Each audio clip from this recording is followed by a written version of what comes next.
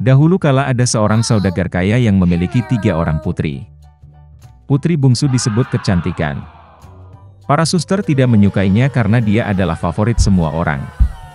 Suatu hari sang ayah akan pergi ke kota dan bertanya kepada putri-putrinya apa yang harus dibawa sebagai hadiah.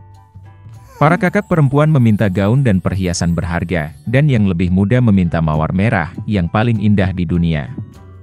Pedagang itu menjadi bijaksana, tetapi berjanji bahwa dia akan melakukan segala kemungkinan untuk menemukan bunga seperti itu.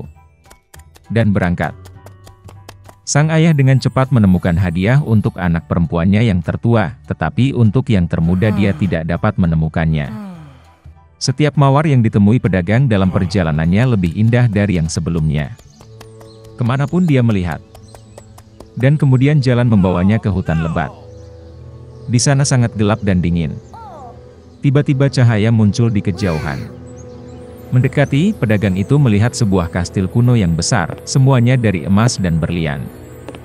Memasuki gerbangnya, dia memasuki aula yang penuh dengan permata. Dia melihat bahwa ada meja di tengah aula, dan tidak ada piring di atasnya, dan semua piring terbuat dari perak dan emas.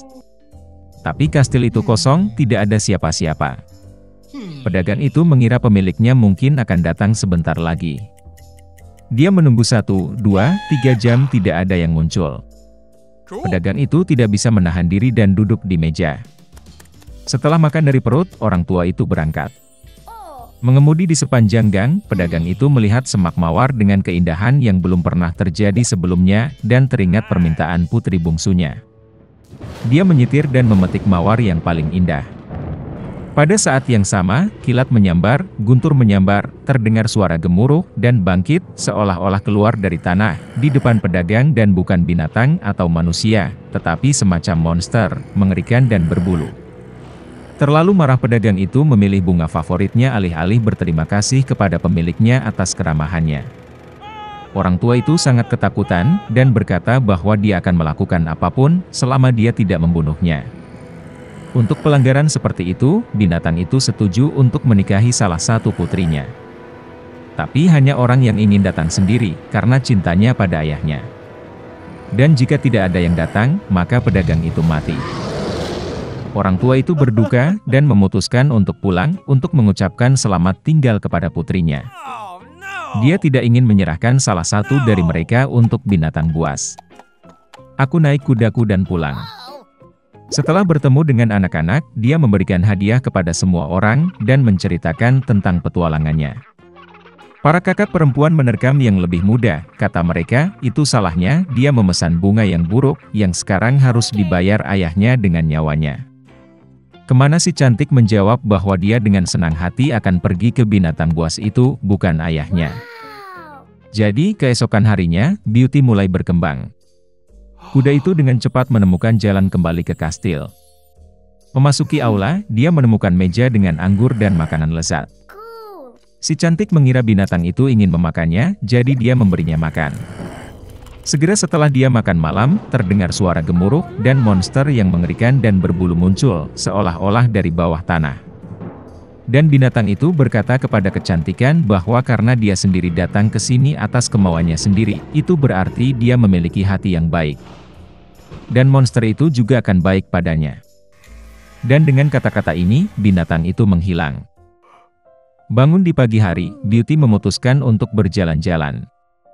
Memasuki salah satu ruangan, dia melihat tulisan di atas meja, apapun keinginan kecantikan, aku akan lakukan. Gadis itu berpikir bahwa bagaimanapun monster itu baik, dan mungkin dia tidak akan memakannya. Jadi mereka hidup untuk waktu yang lama, binatang itu memperlakukan kecantikan dengan sangat baik, dan memenuhi semua keinginannya. Suatu hari gadis itu bermimpi ayahnya sakit. Dia benar-benar ingin mengunjunginya. Si cantik menangis dengan air mata meminta Beast untuk melepaskannya, dan berjanji bahwa dia pasti akan kembali. Monster itu menjawab bahwa dia bebas, dan dapat kembali kapanpun dia mau. Keesokan harinya, si cantik mengenakan pakaian termahal dan pergi ke ayahnya. Dia sangat senang melihat putrinya selamat dan sehat. Kakak-kakak perempuannya berlari dan melihat bahwa dia menjadi lebih cantik, dan bahkan berpakaian seperti ratu. Seminggu kemudian, Beauty bermimpi bahwa binatang itu terbaring di rumput di taman dan sekarat. Dia terbangun dengan ketakutan dan memutuskan untuk segera kembali dan menyembuhkannya. Ketika gadis itu mendekati kastil, dia melihat tubuh Beast yang tak bernyawa di atas rumput. Hatinya hancur karena kasihan. Si cantik berlari ke arahnya dengan air mata dan menciumnya. Dan pada saat yang sama petir menyambar, guntur menyambar, seluruh kastil diterangi dengan cahaya terang, dan musik dimainkan di mana-mana. Monster itu menghilang, dan sebagai gantinya pangeran yang paling menawan berbaring di atas rumput. Dia memberitahu Beauty bahwa peri jahat ini telah menyihirnya dan mengubahnya menjadi monster sampai seorang gadis cantik jatuh cinta padanya dan ingin menikah. Si cantik memberinya tangannya, dan mereka pergi ke kastil. Keesokan harinya, kecantikan dan pangeran menikah dan sembuh dengan bahagia selamanya. Beginilah cara hati yang baik bisa mematahkan mantra jahat. Suatu ketika ada seorang gadis. Dan dia memiliki rambut yang indah dan panjang sehingga semua orang yang melihatnya tidak dapat mengalihkan pandangannya. Untaiannya sangat ringan, hanya emas. Oleh karena itu, mereka memanggilnya Goldilocks.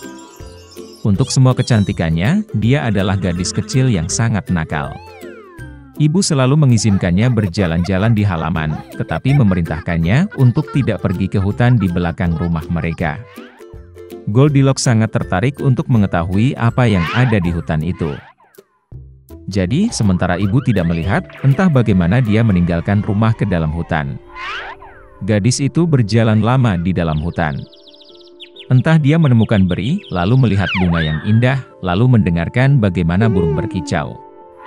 Jadi dia tersesat di hutan. Dan tiba-tiba dia melihat rumah yang tidak biasa di tempat terbuka. Goldilocks mendekatinya dengan tenang. Saya berjalan berkeliling, tetapi tidak melihat siapapun. Dia mengetuk pintu, tapi tidak ada yang menjawab. Kemudian dia mengetuk lebih keras, dan pintunya terbuka sendiri. Goldilocks masuk dengan hati-hati. 3 beruang tinggal di rumah itu. Seekor beruang adalah ayah besar dan berbulu lebat. Yang lainnya adalah induk beruang. Itu lebih kecil.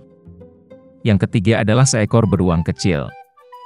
Beruang tidak ada di rumah karena mereka berjalan-jalan di hutan. Gadis itu memasuki kamar dan melihat 3 mangkuk bubur di atas meja. Mangkuk pertama yang terbesar adalah ayah beruang. Mangkuk kedua yang lebih kecil adalah induk beruang, dan yang ketiga yang terkecil adalah anak beruang. Di dekat setiap mangkuk ada 1 sendok besar, sedang, dan kecil. Goldilocks sangat lapar sehingga dia pertama kali ingin makan dari mangkuk besar. Dia mengambil sendok terbesar, mengambil bubur, mencicipinya, tetapi buburnya terlalu panas. Kemudian dia mengambil sendok berukuran sedang, mengambil bubur, mencicipinya, tetapi buburnya terlalu dingin. Akhirnya dia mengambil sendok kecil dan mencicipi bubur dari mangkuk kecil. Bubur ini tidak panas atau dingin pas. Dan Goldilocks memakan semua bubur dari mangkuk kecil. Setelah makan, gadis itu ingin duduk, dan melihat 3 kursi di dekat kompor, 1 besar, yang lain lebih kecil, dan yang ketiga, sangat kecil, dengan bantal merah kecil. Pertama, dia mencoba naik ke kursi terbesar, tetapi tidak bisa. Kemudian gadis itu mencoba duduk di kursi tengah, tetapi sangat keras dan tidak nyaman. Akhirnya dia duduk di kursi terkecil, dan kursi itu tepat untuknya. Goldilocks sangat menyukai kursi itu sehingga dia mulai mengayunkannya. Kursi itu retak, patah, dan dia jatuh ke lantai. Gadis itu bangkit dan pergi ke ruangan lain. Ada 3 tempat tidur besar, sedang, dan kecil. Pertama, Goldilocks naik ke ranjang pertama, tetapi ranjang itu terlalu tinggi dan keras. Saya berbaring di bagian tengah, terlalu luas dan lembut. Gadis itu berbaring di ranjang ketiga yang terkecil. Dia tepat untuknya. Goldilocks merasa sangat nyaman dan nyaman sehingga dia segera tertidur. Gadis itu tertidur lelap ketika keluarga beruang kembali ke rumah. Beruang menjadi sangat lapar dan segera pergi ke meja. Melihat mangkuknya, Papa Bear sangat marah. Seseorang sedang memakan buburku. Dia menggeram. Ibu beruang juga melihat ke dalam mangkuknya dan menggeram pelan, seseorang juga makan dari mangkukku. Dan anak beruang, melihat mangkuk kosongnya, berteriak keras, seseorang tidak hanya makan dari mangkukku, dia memakan semua buburku. Beruang itu mencium ada sesuatu yang tidak beres, meninggalkan meja, dan mulai melihat sekeliling. Ayah beruang memperhatikan bahwa seseorang memindahkan kursinya dan menggeram dengan suara yang mengerikan, seseorang sedang duduk di kursiku.